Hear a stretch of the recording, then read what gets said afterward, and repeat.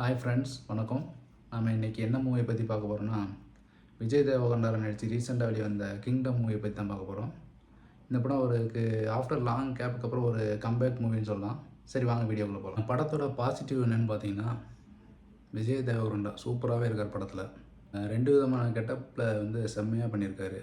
First ஒரு கான்ஸ்டபுளாக இருக்கும்போது அவர் வந்து உடம்ப ஒரு லீனாக மெயின்டைன் பண்ணியிருக்காரு. அதே மாதிரி ஒரு தீவுக்குள்ளே போகும்போது உடம்பு வந்து நல்லா சூப்பராக மெயின்டைன் பண்ணியிருக்காரு. ஃபிசிக் வந்து செம்மையாக மெயின்டைன் பண்ணியிருக்காரு. பார்க்குறதுக்கு சூப்பராகவே இருக்கார். இந்த படத்தோட மியூசிக் டைரக்டர் அனிருத், அவர் சூப்பராக பண்ணியிருக்காரு. இந்த படத்தோட இன்னொரு ஹீரோனே சொல்லலாம், அந்தளவுக்கு பண்ணியிருக்காரு. பேக்ரவுண்ட்லாம் சூப்பராக பண்ணியிருக்காரு. இந்த படம் வெற்றி பெற்றுச்சுன்னா இந்த படத்தோட வெற்றிக்கு இவர் ஒரு முக்கிய காரணமாக இருப்பார்னு நினைக்கிறேன். இந்த படத்தில் ஒரு பிரதர் கேரக்டர் வரவரும் சூப்பராக பண்ணியிருக்காரு.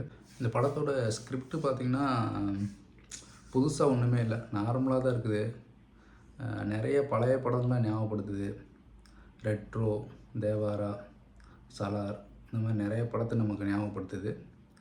ரொம்ப ஸ்கிரிப்டு ட்விஸ்ட்டு டேன் அந்த மாதிரி இல்லாமல் ஒரு நார்மலாக இருக்குது, ஃப்ளாட்டாக இருக்குது, அந்த மாதிரி சொல்லணுங்களேன். படத்தில் நடிச்சிருக்க வில்லன் கேரக்டர்னு பார்த்திங்கன்னா செம்மையாக ஆக்ட் பண்ணியிருக்காரு. அவருக்கு சினிமாவில் ஒரு ஃப்யூச்சர் இருக்குன்னே சொல்லலாம்.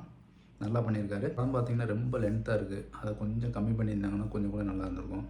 அப்புறம் இந்த படத்தில் வந்து பார்த்திங்கன்னா பழைய படத்தோட சாயல் வந்து நிறைய இருக்குது. அதை வந்து கொஞ்சம் கூட நீங்கள் கம்மி பண்ணியிருக்கலாம். ஏன்னா பார்க்கும்போது அந்த பழைய படத்தை ஞாபகப்படுத்துது. அதை கொஞ்சம் கூட கம்மி பண்ணி எடுத்துருக்கலாம். அப்புறம் வந்து சண்டை காட்சிகளை பார்த்திங்கன்னா ரொம்ப ஓவராக இருக்குது, ஒரே ரத்த கலரியாக இருக்குது. அதை கொஞ்சம் கூட கம்மி பண்ணியிருக்கலாம். அப்புறம் இந்த படம் எப்படி இருக்குன்னு பார்த்திங்கன்னா மொத்தத்தில் நீங்கள் தேட்டரில் போய் பார்க்கலாம். One time watchable, above average movie. நீங்கள் படத்தை பார்த்துட்டு எப்படின்னு சொல்லுங்கள். Okay, bye, see you. நம்ம இனி அடுத்த படத்தோட ரிவ்யூவில் பார்க்கலாம். பாய்.